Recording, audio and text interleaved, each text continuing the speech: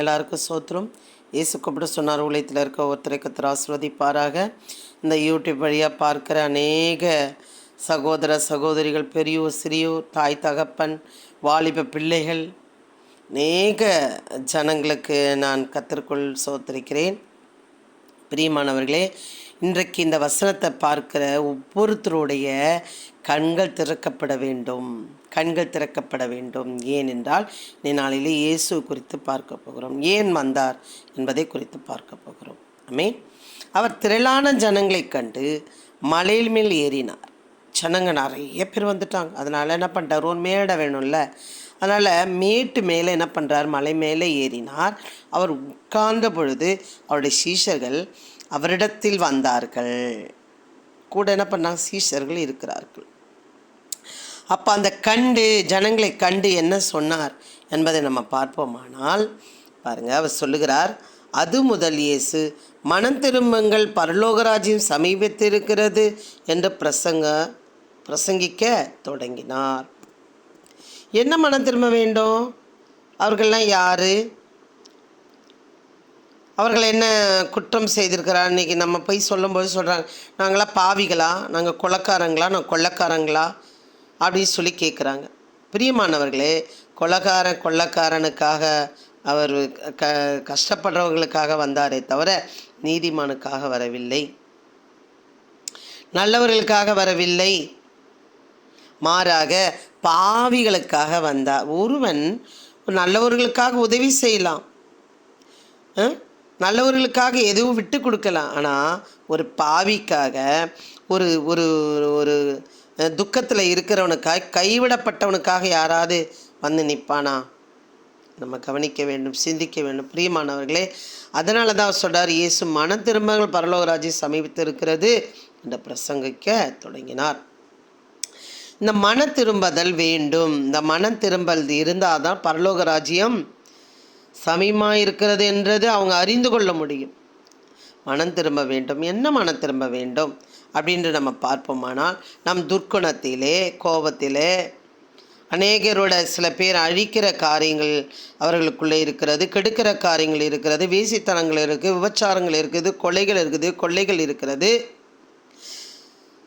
அவர்களை மாற்றவே முடியாத அநேக ஜனங்கள் ரொம்ப கொடூரமாக இருக்கிறவர்கள் இருக்கிறார்கள். நிறைய சாட்சிகள் எனக்கு கேட்டிருக்கேன். நிறைமாத கர்ப்பிணியை நான் வைத்து கிழிச்சி பிள்ளையை எடுத்து நான் என்ன பண்ணேன், என்னோடய மாந்திரிகத்துக்கு நான் பயன்படுத்திக்கிட்டேன்னு சொன்னார். அவர் மனம் திரும்பி இருக்கிறார். உங்களால் மாற்ற முடியுமா?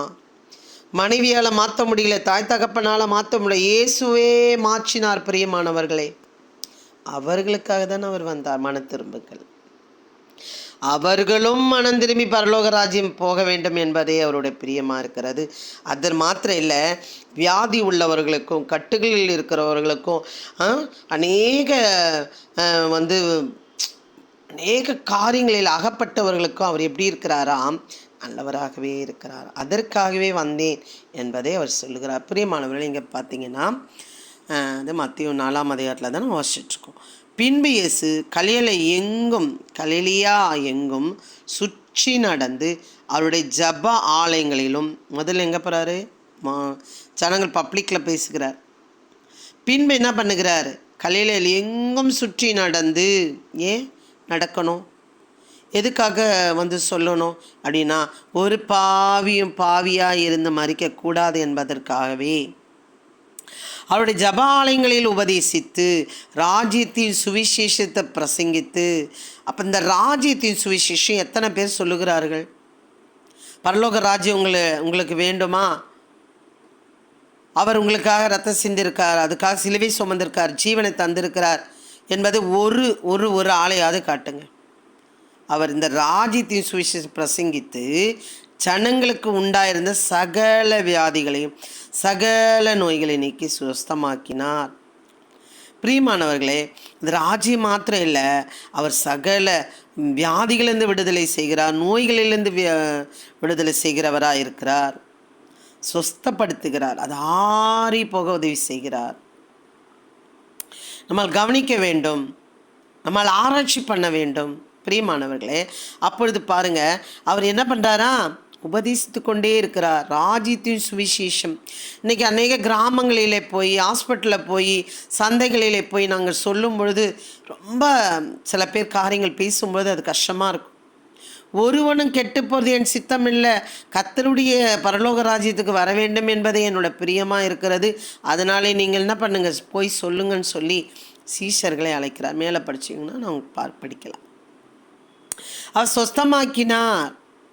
அவருடைய கீர்த்தி சிரியா எங்கும், சிரியான பெரிய ஒரு தேசம், சிரியா எங்கும் பிரசித்தமாயிற்று. அப்பொழுது பலவித வியாதிகளையும் வேதனைகளையும் அடைந்திருந்த சகல பிணியாளிகளையும், பிசாசு பிடித்தவர்களையும், சந்திரயோகிகளா ஃபிக்ஸ் இழுப்பு நோய், சந்திர ரோகிகளையும், திமிர்வாதக்காரரையும், பக்கவாதம் திமிர்வாதக்காரர் அவரிடத்தில் கொண்டு வந்தார்கள், அவர்களை சொஸ்தமாக்கினார். பிரியமானவர்களே, ஏன் சொஸ்தமாக்க வேண்டும்?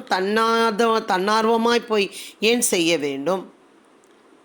அப்படி என்றால் அவர் உருவாக்கினார். யாரை? ஆதாம் யாவாலை உருவாக்கினார். அவர்களுக்குள்ளே அவருடைய சுவாசம் இருக்கிறது. அந்த சந்ததிகளிலே வந்தவர்கள் தான் நாம் எல்லாரும். நான் அவர்களுக்காக பாவம் நிவர்த்தி செய்யாவிட்டால் யார் செய்வார்? நான் விடுவிக்காவிட்டால் யார் செய்வார்? நான் அவர்கள் வியாதிகளை சொஸ்தமாக்காவிட்டால் யார் செய்வார் என்பதற்காகவே அவர் பிறந்தார். அவர் சும்மா அல்ப சொல்பமாக பிறக்கவில்லை. பாருங்க, ஏசியா இருளில் இருக்கும் ஜனங்கள் பெரிய வெளிச்சத்தை கண்டார்கள், மரண இருளின் திசைகளில் இருக்கிறவர்கள் வெளிச்சம் உதித்தது என்று ஏசியா தீர்க்கதரிசியில் உரைக்கப்பட்டது நிறைவேறும்படி இப்படி நடந்தது. ஒரு ஏசியா தீர்க்கதரிசியினால் இயேசு இப்படியாக இந்த தேசத்தில் பிறப்பார், இதை சாப்பிடுவார், இப்படி ஊழியம் செய்வார், இப்படி மரிப்பார், அநேக பாவி ஜனங்களுக்காக, பாவத்தில் இருக்கிற ஜனங்களுக்காக மரிப்பார் என்பது சொல்லப்பட்ட வந்தவர் தான் இயேசு கிறிஸ்து. அவர் தாய் தகப்பன் மூலமாக பிறக்கவில்லை, மாறாக கண்ணின் வயிற்றிலே பிறந்தவர். அவர் எல்லாம் ஸ்பெஷல். பிரியமானவர்களே, அவர் இருளில் இருக்கிற ஜனங்களை வெளிச்சத்தை கொடுக்க வந்தார். மீண்டும் வருவோம். அப்போ பாருங்க, அநேக வியாதிகளை சுகப்படுத்தி அவர்களை மனம் திரும்ப செய்தார். நாளிலே பார்க்கலாம், அநேக ஜனங்கள், நான் அதற்கு எத்தனையோ சாட்சிகள். பயங்கரமான நான் வீசிங்கில் இருந்தேன் பல வருஷங்கள். நீங்கள் நினைக்கலாம், நீங்கள் சாமி கும்பிடுகிறார், அது ஒரு பாதை. நம் கூட இருக்கிறவர்கள் எப்படி இருக்கிறாங்கன்னு அறிந்து கொள்ளவும், நம்ம மேலே எப்படி அன்பு வைத்திருக்கிறார் அறிந்து கொள்ளவும், அவரோட நாம மகிமைப்பட நான் சொல்லுகிறேன். என்னை பூரண சுகத்தை என் தேவன் கொடுத்தார். பிரியமானவர்களே, உங்களுக்கும் கொடுப்பார். ஒருவன் மனம் திரும்புவானானால் அவனுக்கு சகலம் நன்மைக்காக அவர் செய்கிற வல்லவராக இருக்கிறார். அறிந்து கொள்ளுங்கள், இயேசுவை அறிந்து கொள்ளுங்கள். கர்த்தர் நன்மை செய்கிறவராக சுற்றி திரிகிறார்.